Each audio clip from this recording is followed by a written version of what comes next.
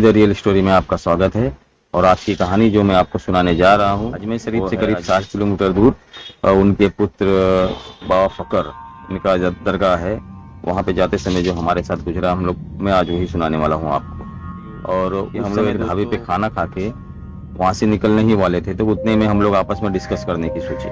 हम लोग आपस में बैठे और हम लोग बात करने लगे, तो हम लोग बातचीत हुए, तो हम लोगों ने फैसला किया रात को 11 तो बज रहा है, पहुँचते पहुँचते 1 बज जाएगा, तो इस समय तो फिर दरगाह बंद होगा, तो हम लोग इतना टाइम कहाँ इंतजार करेंगे। तो एक काम करते हैं, बाबा का जो चादर है ये वहीं गेट पर रख के हम लोग निकल लेंगे मुंबई के लिए। तो सब लोगों ने बोला ठीक है चलो सही। जैसे ही गाड़ी लेके निकले तो हम लोग समझो हम लोग को 2 घंटे में पहुंचना चाहिए था, लेकिन हम लोगों को 2 अढ़ाई घंटा हो गया। हम लोग परेशान हो गए कि हम लोग अभी तक पहुंचे क्यों नहीं। फिर हम लोगों को डाउट हुआ कि हम लोग रास्ता लग रहा भूल गए, और हम घूम रहे पूरा वहां से अजमेर, राजस्थान, मतलब जहां जहां तक पता नहीं कहां कहां हम लोग उस रास्ते से घूमते गए, और हम लोग घूम ही रहे हैं। अब लगभग 3 बज गए, फिर लगभग 3:30 बज गए, फिर लगभग 4 बज गए। ऐसे ही करते करते 4:15 बजे हम लोगों को एक ट्रक वाला मिला। वो ट्रक वाला बोला क्या हुआ भाई, हम लोग बोले भाई हमारा तकलीफ हो गया, हम लोग रास्ता भूल गए हैं। तो हम लोग, उसने बोला चलो मैं तुम लोग को छोड़ देता हूँ गेट तक। तो हम लोग को वो छोड़ने के लिए तैयार हो गया, तो हम लोग को उसके गाड़ी के पीछे फॉलो कर दिए। हम लोग बोला चलो उसके पीछे चलते हैं और हम लोग को रास्ता बता देगा तो हम लोग वहां से चले जाएंगे।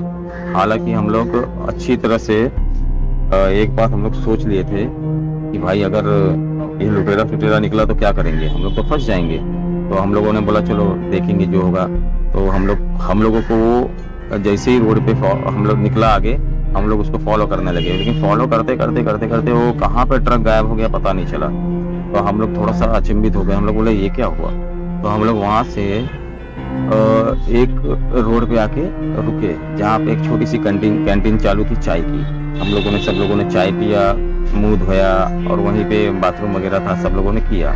तो हम लोग परेशान हो गए, घड़ी देख रहे हैं तो लगभग 4:30 बज रहा था। तो फिर वहां से 4:30 बजे से हम लोग सोचे चलो इसी रास्ते पे थोड़ा आगे जाते हैं। दोस्तों विश्वास करो, मानो उसी रास्ते पे हम लोग थोड़ा सा आगे आए हैं और हमें दरगाह शरीफ दिख गया। और हम लोग फिर दरगाह में गए, हाथ पैर धोने के बाद वजू जो करते हैं ये लोग, वजू किए। उसके बाद हम लोग दरगाह में गए। दरगाह में जाने के बाद दोस्तों मानो उसी समय जस्ट बाबा का जो दरगाह है खुला। हम लोग जहाँ सोचे थे कि ये हम लोग वहीं गेट पे रखेंगे, यहाँ पे हम लोगों को बाबा ने इतना समय पास करवा दिए कि हम लोग परफेक्ट टाइम पे पहुंचे कि जब दरगाह खुलता हो। और दरगाह खुला, हम लोगों ने वहां पे जाकर पूरी तरीके से सेवा किया। सेवा करने का मतलब है जितना हार फूल रात का था वो सब हम लोगों ने साफ सफाई किया। साफ सफाई करने के बाद और वहाँ के मुजावर ने हम लोगों की जो चादर थी वो पहली चढ़ाई, मतलब उस दिन का जो पहला चादर था वो हम लोगों की तरफ से चढ़ाया गया। और दोस्तों विश्वास करो, ये सेवा करने का मौका उनकी करामत की वजह से मिला। अगर वो रात भर हमें नहीं घुमाए होते तो शायद हम लोग को वही गेट पर रख के चादर चले जाते घर पे। लेकिन अब उनको मंजूर था कि नहीं, आप हमारे यहाँ आओ, हमारा दर्शन करो, उसके बाद ही जाओ।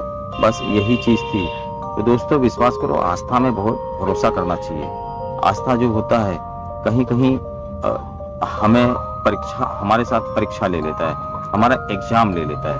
तो उस चीज को पास करने की कैपेसिटी अपने पास होनी चाहिए।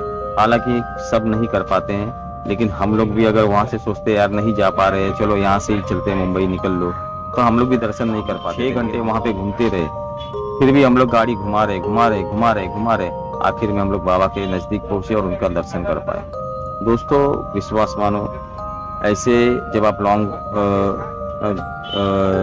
रनिंग पे जाते हो तो आपको कभी कभी इस तरीके से आपको दिशा भ्रमित कर देते हैं। वो उनकी मर्जी से होता है, और कभी कभी ये भूत प्रेतों की भी मर्जी से होता है। तो इसीलिए सावधान रहना और सतर्क रहना। नमस्कार, अगली कहानी के साथ मिलूंगा।